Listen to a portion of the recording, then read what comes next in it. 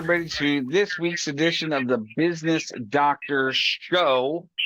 John Pyron, the Business Doctor, coming at you live from Knoxville, Tennessee, along with my co-host, Mr. Eddie Mohamed, Mr. Capital Readiness Specialist himself. Eddie, what's up, man? Sir. What's going on? Here we are, the first week of December. Before I we know. get to our Can you guest believe it? today, Capital Readiness. Tell us about that real quick and what we need to look at as business owners finishing up the year, going into next year.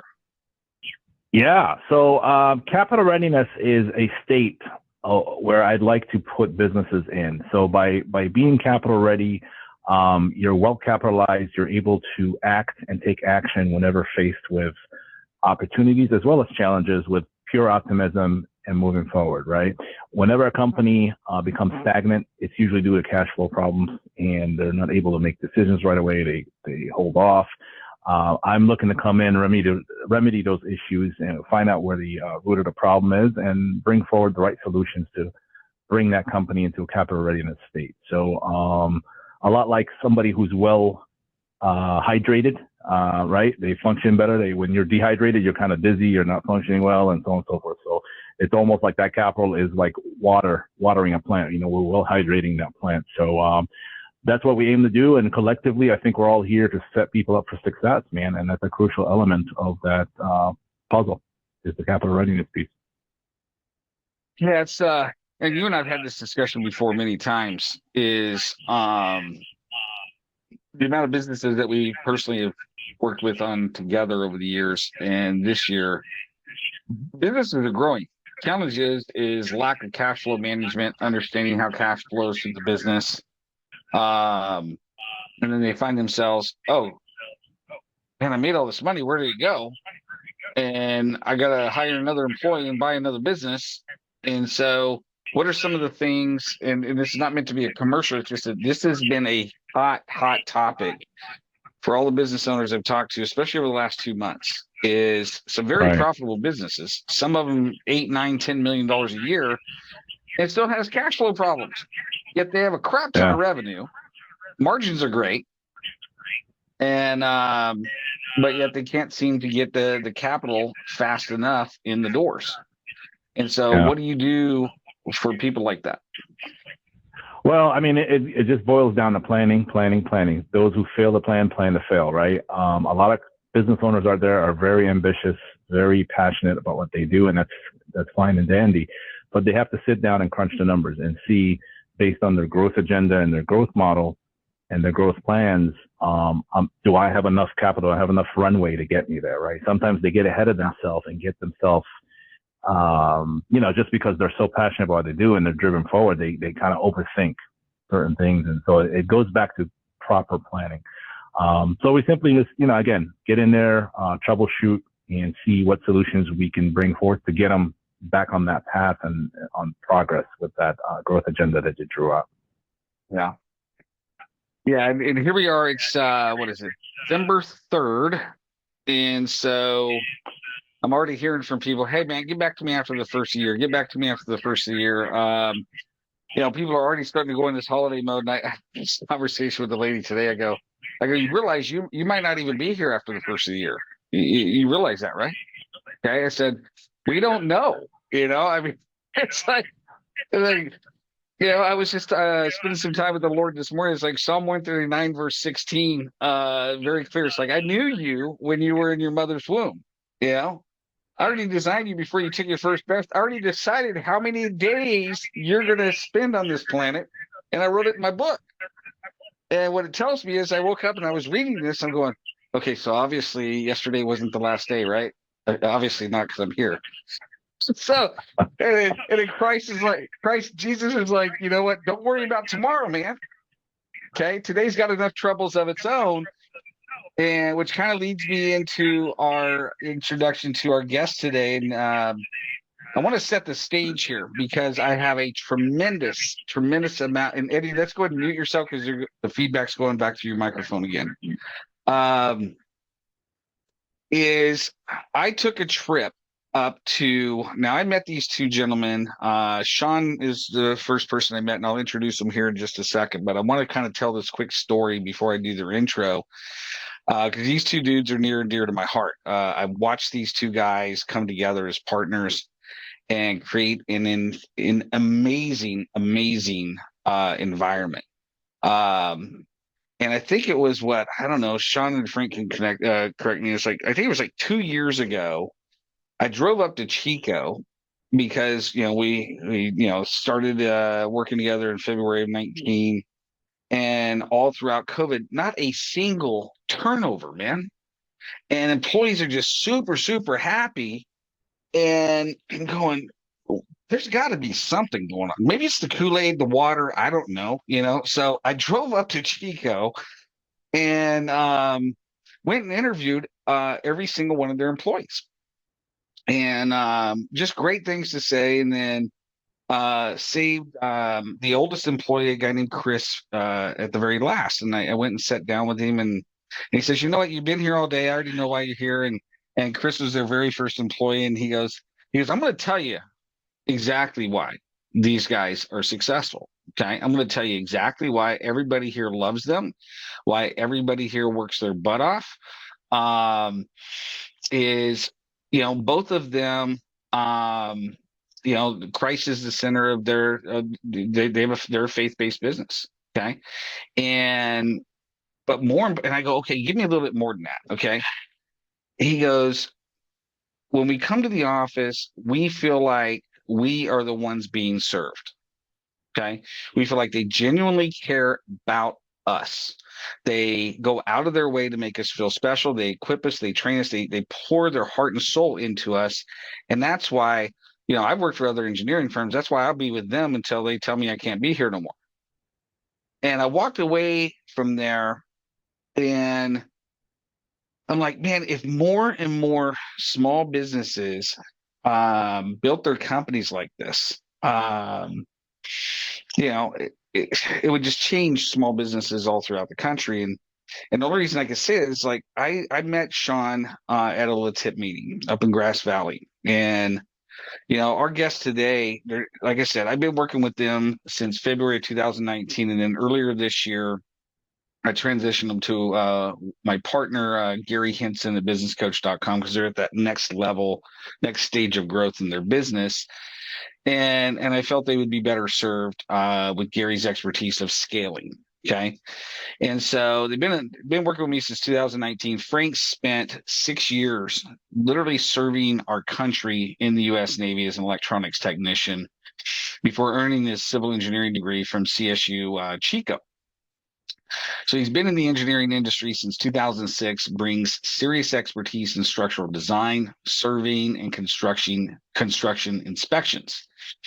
His business partner, Sean Jackson, took a whole different path. So after graduating CSU Chico, he managed bridge and highway construction projects from Yellowstone National Park all the way to the Arctic Circle in Alaska.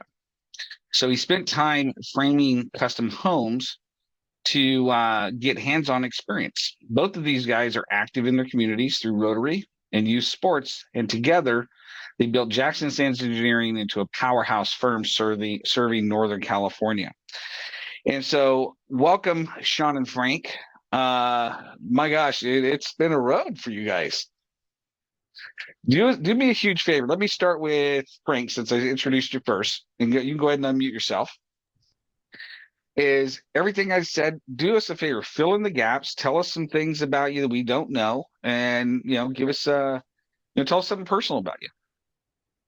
Yeah, thanks, John. That was a nice intro you gave to us there.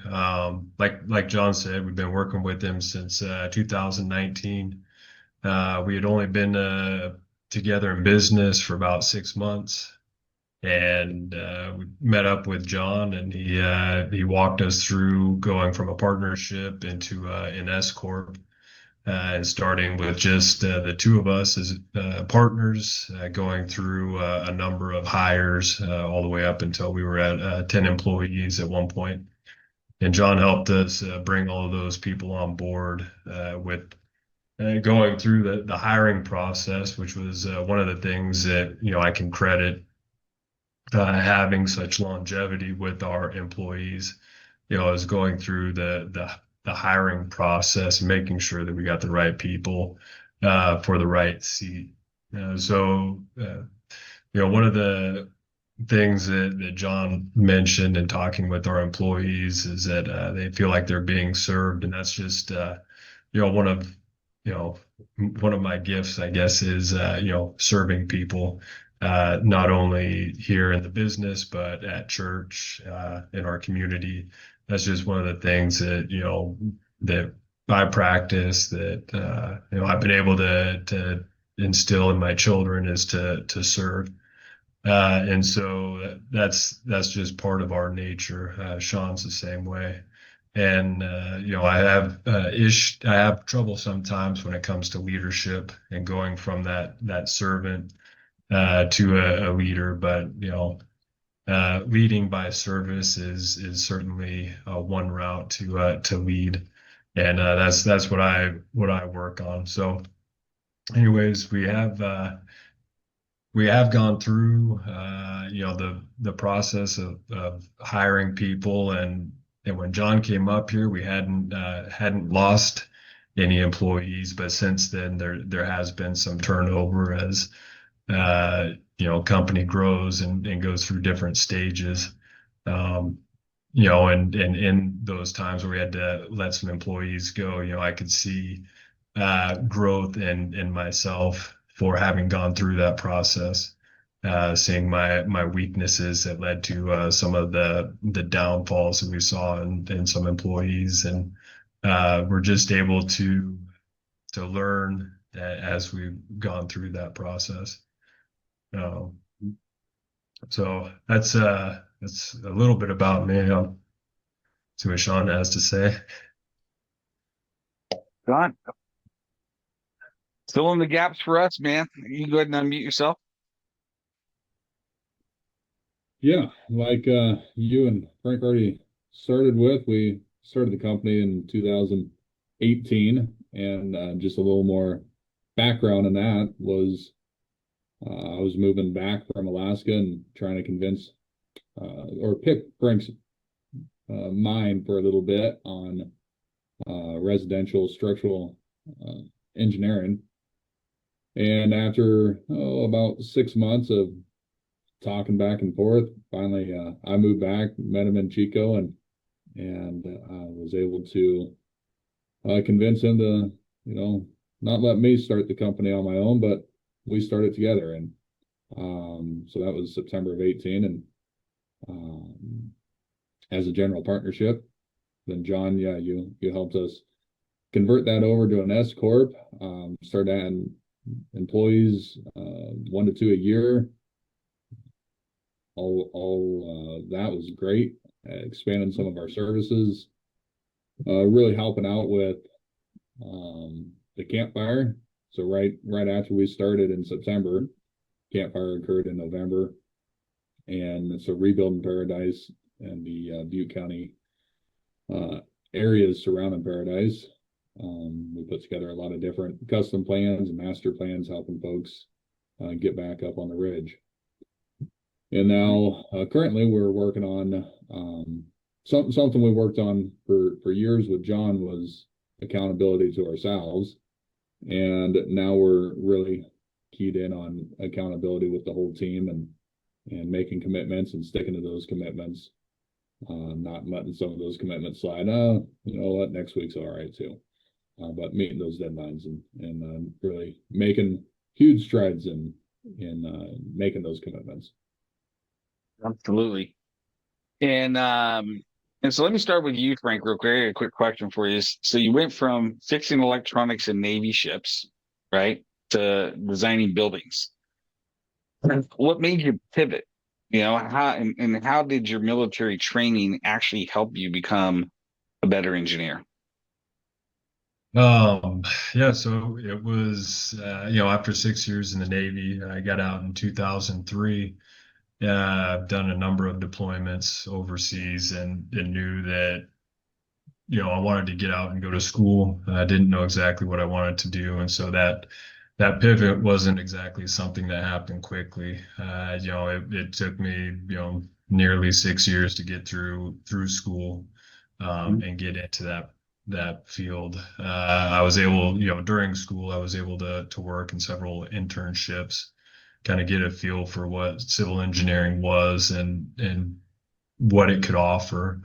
And so that brought me into the field. I ended up staying on with one of the companies that I worked with during school, a small engineering company in Paradise, and worked there for 10 years. But one of the things that the military helped me with was discipline and dedication.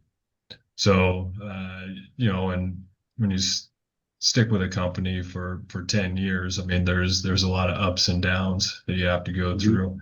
And, commitment and dedication is one of those things that, helps you, stick with it even when times are difficult. Absolutely, man. And thanks for your service, by the way. So, really appreciate it. Eddie, what question do you have for Frank before we move on? I'm listening to Frank's story and so many things that resonated because I mean we're talking a faith-based business that's owned by veterans, so just kind of very respectable all the way around. The fact that he likes serving others, I mean, I don't have any questions as far as your motivation or your focus. I guess my question was going forward, right? We've come to this point. Now, looking forward the next 5 years, where do we take this thing, right?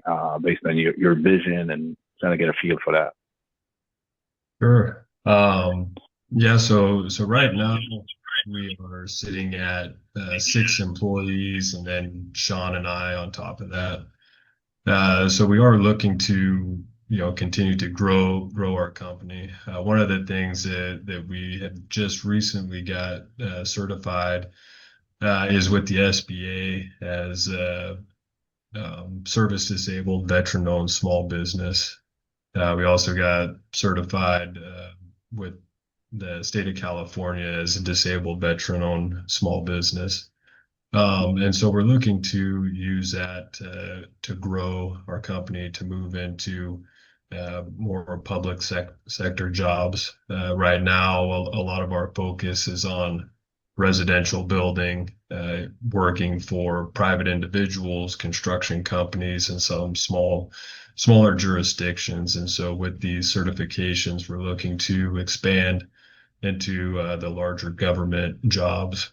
I feel that doing so will enable us to expand our business and into different areas as well as size-wise.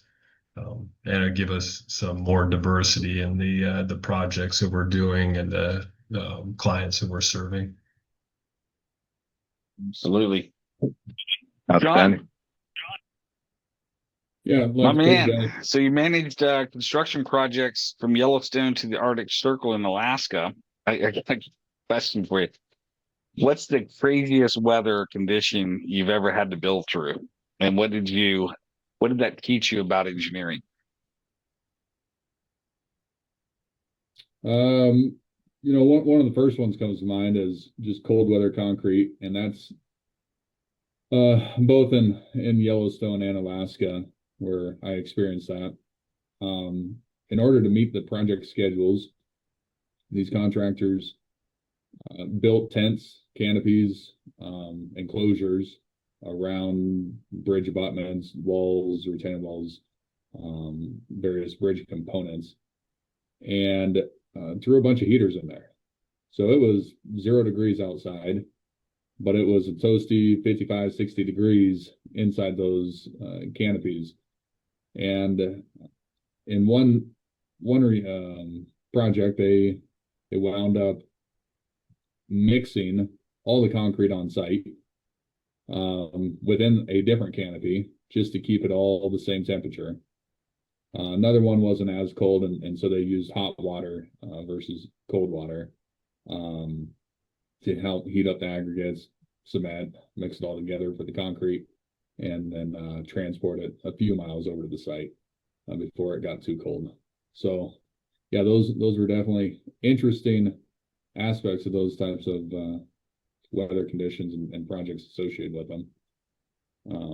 Whole lot of added cost, but at the same time, without doing that, it could easily add another year to a project. Fantastic. Eddie, what question do you have for Sean before we get into the rest of our agenda here? Well, with Sean, I know that his background is similar to Frank's. So, outside of faith and discipline and serving others, what are some of the key motivators in life? What's your why? What keeps you going? What keeps you focused outside of, in addition to faith and discipline and serving folks? Yeah, certainly. I would put that with my family, providing for the family. So that keeps me going, keeps me happy and moving forward. Yeah. Okay. So now, what's interesting is I remember when you and I, Sean, met at La Tip, and then you guys ended up Frank ended up driving down from Chico, you drove down from Grass Valley. We met at my house there in Rockland, and you come in and you guys just started like 6 months prior, like September of 18. And so for the sake of the audience and all the people that are going to be watching this and listening to this in the future, okay, you guys started out as a general partnership. Okay. So take it back to day one, right? Like, whose kitchen table did you sit at and what made you decide, hey, let's do this together? Yeah, it was a multi-month process to get Frank on board. I was going to start something. Moving from Alaska back to California, where the rest of the family is. And once he said, "Yeah, let's do this," then it was putting together business plan without any business knowledge. So best things that we could find from online resources at that time. I think nowadays AI would certainly help out with that. But back then we didn't have that as a great resource. So we put together a little bit of a business plan budget. Sat down at probably both our places and went through what it is we wanted, what it is we could do, what we could offer service wise. A lot of different aspects of engineering and Frank's background plus my background equals quite a bit of that pie of the engineering services. Yeah. So we threw everything at it and started with a general partnership. Seemed like that was the cheapest, easiest way to go. And once we learned that was working and we were getting along, and then with your guidance, we switched over to an S corp. All right, Frank, what's your side of the story, man? Yeah, I mean, Sean's right. It did take a little while for him to convince me that we could do better things together than with me being where I was at. I liked what I did, but my career path just wasn't well defined. There wasn't anything really known where I would be able to progress further than where I was at. And much like Sean, I wanted to be able to provide more for my family. I had the dream that one day my wife wouldn't have to work, and that she would be able to stay home with the kids, to do some stuff with them, and so that was my motivation. And so yeah, Sean worked, discussed with me back and forth for some time, and we finally kind of my wife and I had prayed about it, and just seemed like the right time, and so we agreed to join up and go for it. And with that, uh, we started the partnership just in case, not knowing how things would work out. It seemed like it would be easier to walk away if that's what it meant. If it didn't work out, that we would be able to, have less strings attached if it didn't work out. And so we both put in, a small amount of money, uh, got a couple of offices going, and just started working. We One of the things that we didn't want to do is we didn't want to take out any loans. We didn't want to do this with any debt. And so when we started, we just you know kind of got after it and were able to start doing jobs pretty quickly after we started, through some of Sean's contacts and some of the contacts that I had made over the previous 10, 12 years.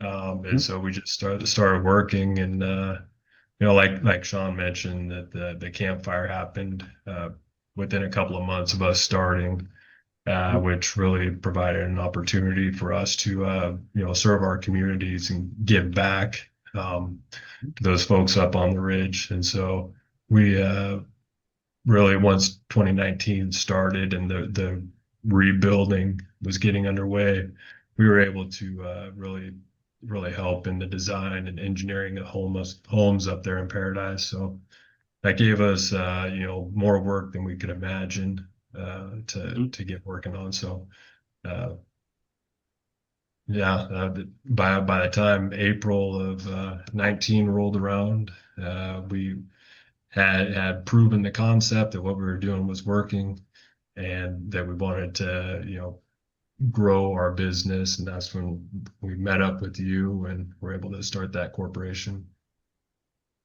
Yeah. So let me make sure I'm clear. Okay. You guys didn't go and borrow hundreds of thousands of dollars. Okay. You guys didn't wait for a good 2 years to get a complete 25, 50-page business plan with all the financial projections and, an attorney and a CPA and all this stuff. You didn't spend 2 years like getting your ducks in a row. Okay. You said, hey, let's give it a go. We finally, Frank finally comes on board and says, yes, let's do it. And you formed a general partnership and you just went, right? Yeah, I Am think we I spent. clear? Like, Yeah, did you guys that's. like take a risk there? Certainly, yeah. Yeah, We I we think. jumped in the pond half blind and ready to go. Okay. Yeah, I think we spent from most of August, working out the details. So I was still working full time, but we were working on the details for what we wanted. We came up with our core values and kind of what we expected that we would be able to do financially. We had a lot of programs and spreadsheets and that sort of thing that we needed to basically come up with from scratch. So we worked on getting all of those developed. And I think by September 1st, when we were ready to open our doors, we were pretty much ready to start engineering. And so yeah, it wasn't a lot that we had scraped together, but we both put into the pot and were able to just make it work. Well, and um, so for all of you out there, okay, who are listening to this recording either on the podcast channel, watching this on YouTube, or any of the other mediums, let me kind of catch you up here. Is these two had a skill. These two came together.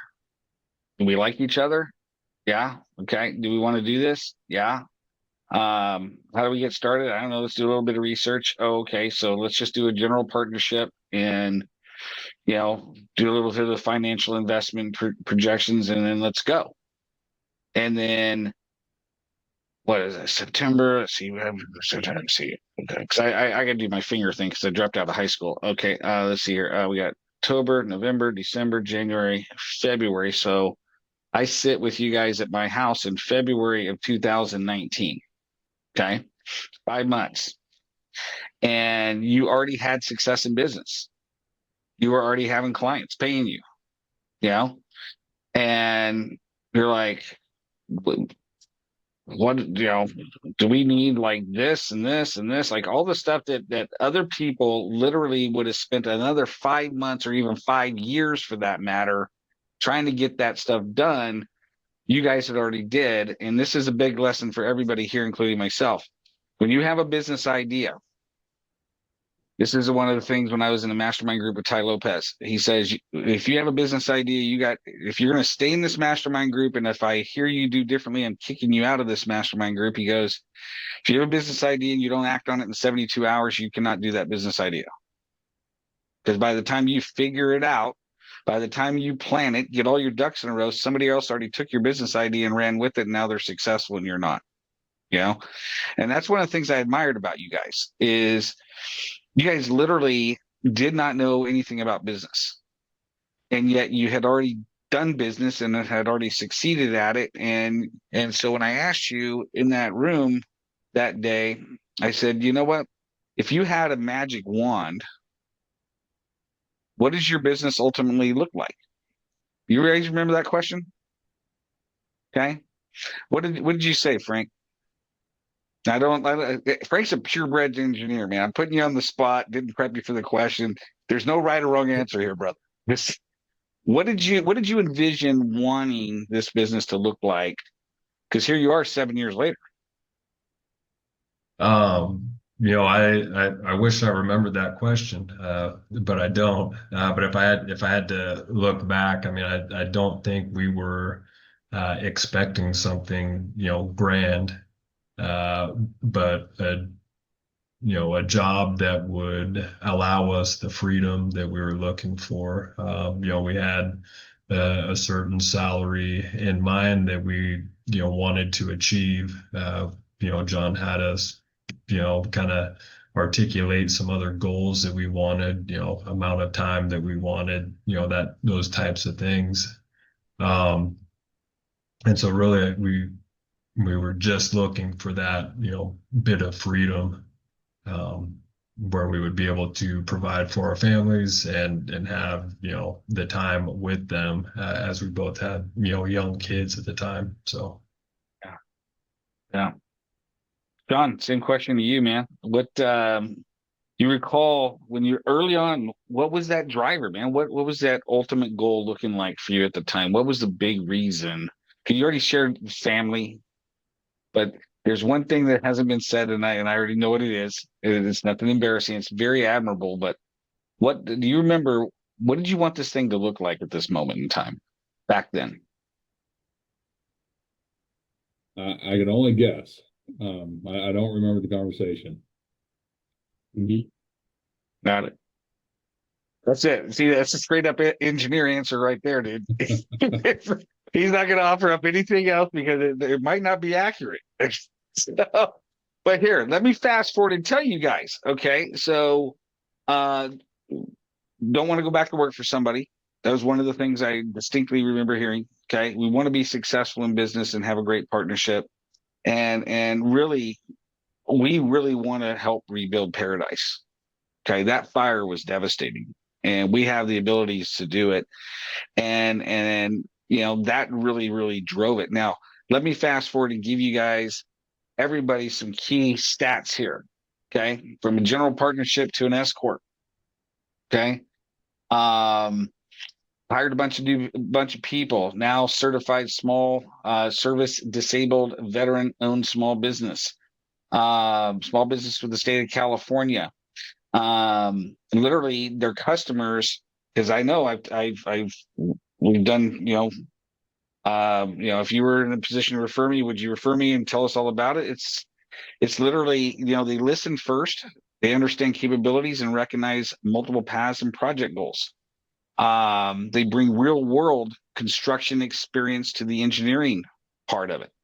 So instead of just being an engineer graduating from college and that's all they've ever done, they've actually gotten their hands dirty and actually have construction experience.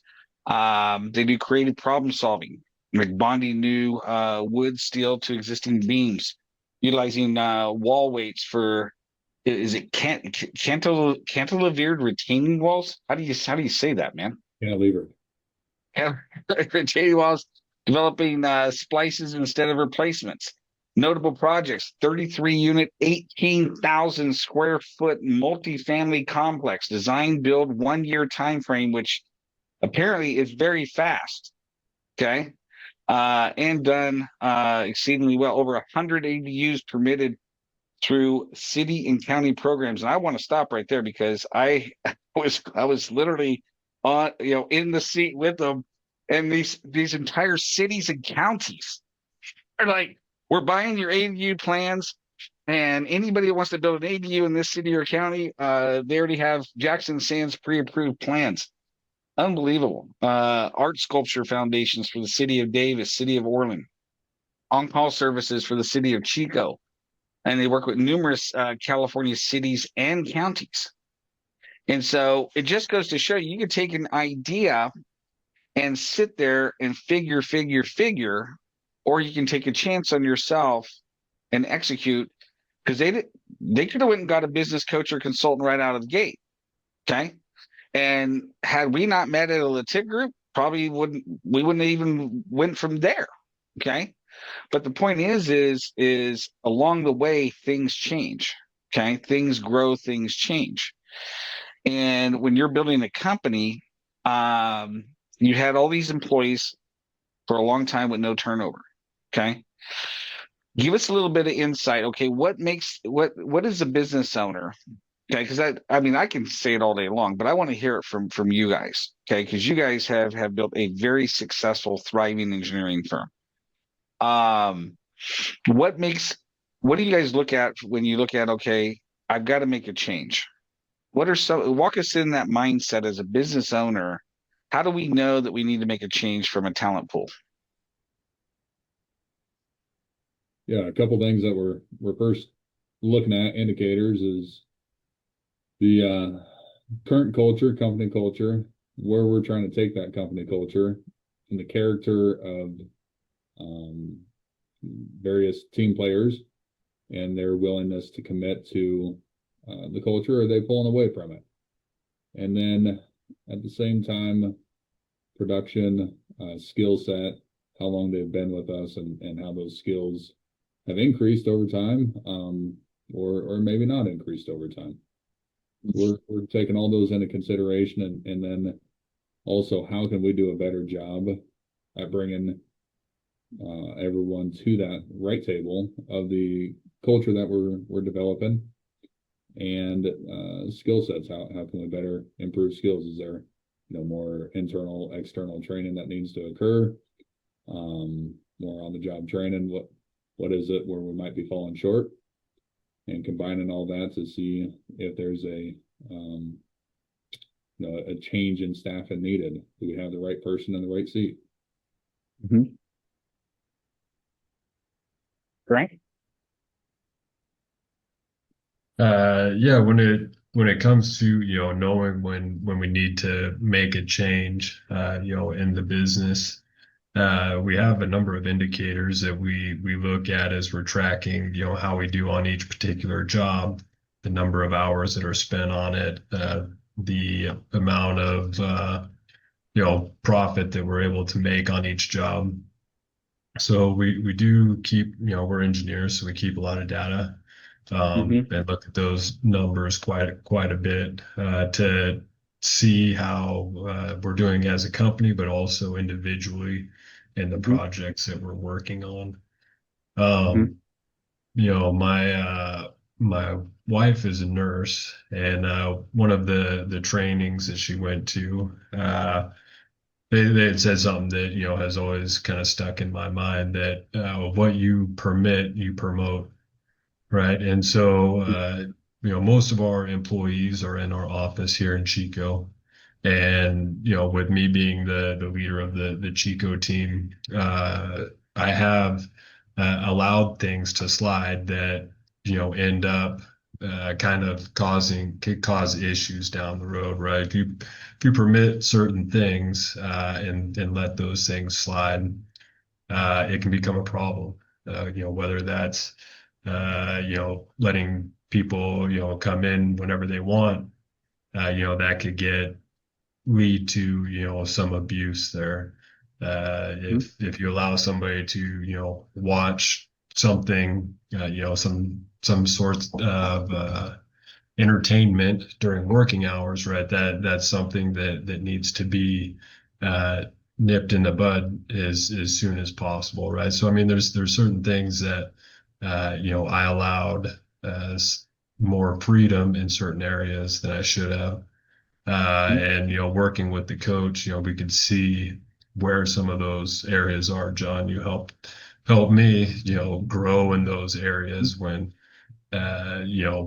confronting those is not something that I, particularly enjoy, Yeah. doing, but realizing that there is a change that's needed, having a coach or somebody that you can trust and talk with has definitely been a benefit to us. So we can identify those things that need to be changed and then take the appropriate actions to change those. So staying on top of those things and learning to catch those early on, up front, catch those things and take care of them right away is one of the things that I've grown in learning how to lead is taking care of those items.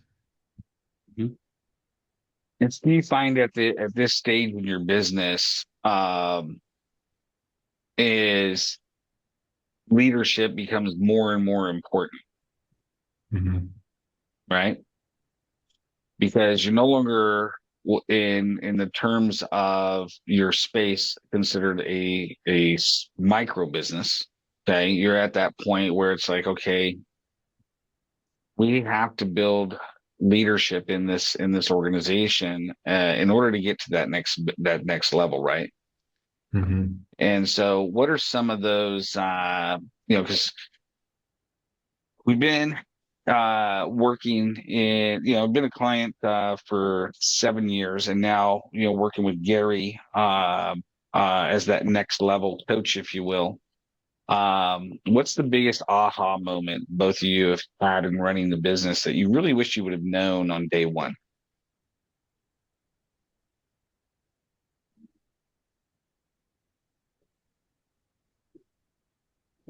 I'd say I don't have to do everything. I shouldn't do everything. Too many hats becomes fairly burdensome. Hmm. So the more we delegate and hire out where appropriate, Hmm. it frees us up to do the things that the business owners should be doing, working on the Hmm. business instead of in the business. Hmm. And yeah, there's certainly some things we could have let go fairly early on, um, which who knows may have led to higher growth. Um, Hmm. don't know what it would have changed, but I think I would have given that a go, knowing that now. Yeah. Frank, Yeah. what are some of the ahas for you?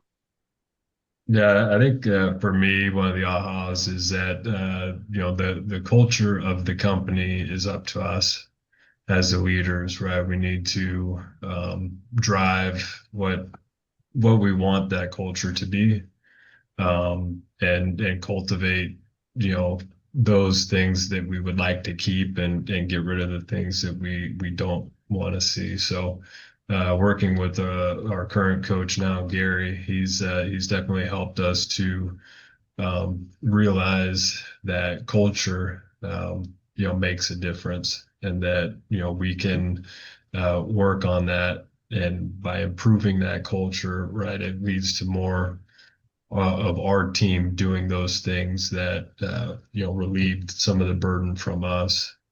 Like Sean was saying, as owners, we don't want to be doing everything. And so when we develop that culture of teamwork, that we can have, our staff, uh, take over those things for us. So Hmm. So, Eddie, before I respond to Frank here real quick, is like you've been in the business banking industry for almost 20 years, and you've worked with a lot of companies, a lot of CEOs, companies from micro businesses to $500 million companies. How important is culture? It's let me tell you, the people make the business, right? So you build your people, and then you build a culture, and ultimately the success of the business is a reflection of the internal culture. Because happy employees make happy customers ultimately. And in banking, I saw it both externally and internally, where mergers and acquisitions happen, and ultimately it becomes a clash of cultures. That's why I'm not a fan of mergers and acquisitions, because it's basically slamming two cultures together, and the company that's doing the acquiring gobbles up the culture of the company that's being acquired. So you're definitely building something special, and most people overlook it, but it's the core element that's going to fuel your success, your internal culture and the culture you build. And that's what makes your people are your biggest assets, right? If you manage them correctly, they become your biggest assets. If you don't manage them correctly, they become your biggest liability. So it's huge. The people in the business make the business. The culture makes the business. And that's one of the things I think the corporate giants overlook sometimes, and they wonder why certain mergers and acquisitions didn't go well. We did the numbers, everything analytically should have made sense. They overlooked the one simple thing. You took one culture that helped build this successful business, and you blew it away, and you disregarded it and brought in another culture. So, kudos to you guys for identifying that early on and putting some serious value on it. Mm-hmm. Absolutely. So real quick, for the sake of time, we got Michael Calello, who owns CS United out in New Jersey. Probably, my opinion, one of the best tax strategists I've worked with in a while. Happens to be a client of mine, happens to be somebody I highly recommend for tax strategy. And so, Michael, what questions, I mean, you're aspiring to grow to that level where you have multiple employees like Sean and Frank here. So you got Sean and Frank here, who are real world business owners who've been there, done it, got the t-shirt. What questions do you have for Sean and Frank? What questions as a fellow business owner would you like to learn from their experience? So I would like to learn more about how you got the right employees for your company. Because that's definitely a issue I'm seeing with some clients not getting the right employees to build that right, I guess, culture, as Eddie was saying. Yes. So right now we're working on building, let's say, a bench of potential folks interested in working for us, and then going through that bench, interviews, multiple interviews, even for, say, the entry-level positions, TTI assessments, getting to understand their driving forces and natural behaviors versus maybe their current work behaviors. So going through those aspects and really hammering down on some of the interview questions, not all skill and technical. We hope to be able to teach some of that skill and technical ability during with on-the-job training.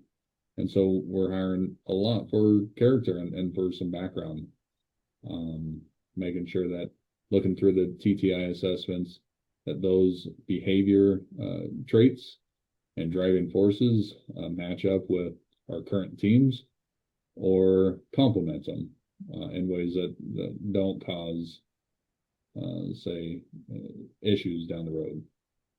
So that's a couple of the things that we're doing right now with hiring and building a team. Yeah, we've been trying to hire engineers for a long time.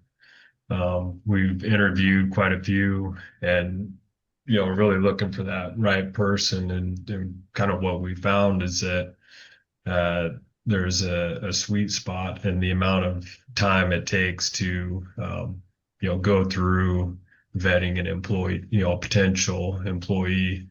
We spent too long on several occasions going through the resumes, the interviews, kind of the background check, going over the TTI stuff, to where by the time we're ready to make an offer, it's been too long and those people have already moved on to some other opportunity. We've also done the opposite, where we hired quickly, more, faster than we should have without doing all of the due diligence we should have, and ended up with an employee that wasn't the right fit. So there is a sweet spot in there.